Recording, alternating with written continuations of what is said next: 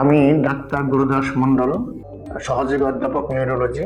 বর্তমানে পাবনা মেডিকেল কলেজে আমি কর্মরত আছি। ইতিপূর্বে আমি ঢাকার নিউরোসায়েন্স হাসপাতালে প্রায় 13 বছরের মতো কাজ করেছি।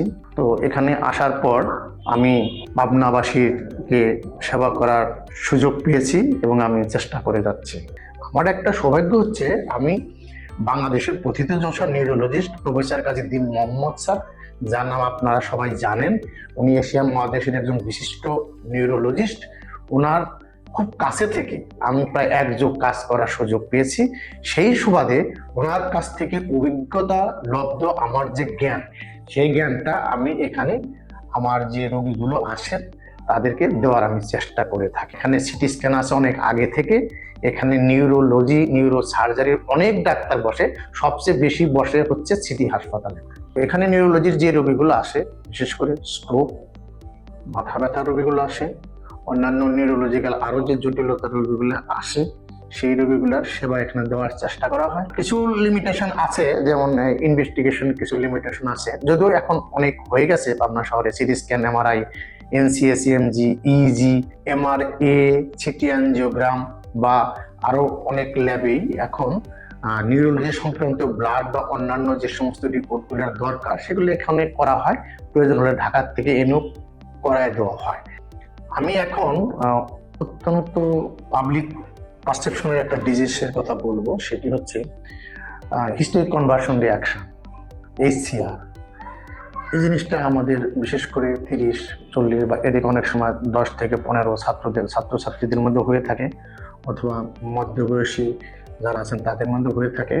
বেশি হয় একটু মহিলাদের পার্সেন্টেজগতভাবে, পুরুষদেরও হয়। এটাকে আমরা হিস্টোরিক কনভার্সন রিঅ্যাকশন বলি। এই জিনিসটা ডায়াগনোসিস করতে হলে একটু অভিজ্ঞতা লব্ধ জ্ঞান লাগে কিছু। তাছাড়া এই রোগগুলো নিয়ে ডাক্তারও যেমন বিব্রতকর অবস্থায় পড়েন, রোগীর লোক এবং রোগীরাও বিব্রতকর অবস্থায় পড়েন। যদি একজন ডাক্তার তার নিজের অভিজ্ঞতা দিয়ে রোগটা ডায়াগনোসিস করতে পারে, তাহলে এই ক্ষেত্রে পরীক্ষা নিরীক্ষার লিস্টটা অনেকটা কমে যায়, রোগীর ভোগান্তি কমে যায়। আর যদি ডাক্তার যদি না ধরতে পারে, তাহলে পরীক্ষা নিরীক্ষার খরচ, রোগীর ভোগান্তি, ওষুধ, তারপর তার ইমপ্রুভমেন্ট, অনেকগুলো জিনিসই তখন একটা অন্তরায় হয়ে দাঁড়ায়। সেক্ষেত্রে অভিজ্ঞতা একটা বিশাল ব্যাপার। এবং এই রোগটা ধরার পর তার লক্ষণ দেখে বুঝতে হবে। কারণ নিউরোলজিস্ট এমন একটা জিনিস, 2 আর 2 4 হতে হবে। 2 আর 2 যদি পাস হয়, তাহলে হয় ডাক্তারের জন্য কোথাও সমস্যা, না রোগীর কোথাও সমস্যা, অথবা দুইজনেরই সমস্যা।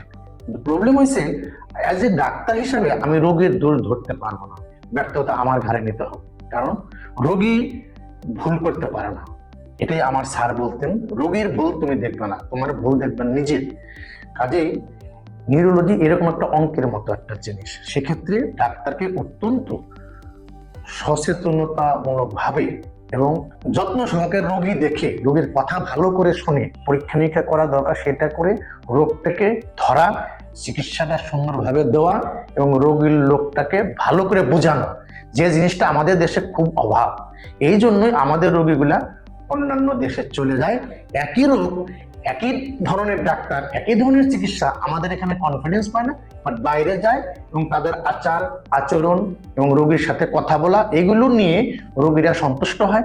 আমাদের দেশে টাকা বাইরে চলে যাচ্ছে, অথচ আমাদের সবকিছু আছে, সামান্য একটু আমাদের চিকিৎসা সেবার পদ্ধতিগত দুর্বলতার জন্য আমাদের দেশের আমরা অর্থনৈতিকভাবে সেখানে কিছুটা লোজার হচ্ছে।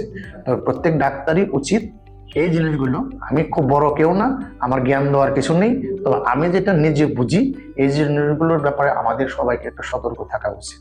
ধন্যবাদ সবাই।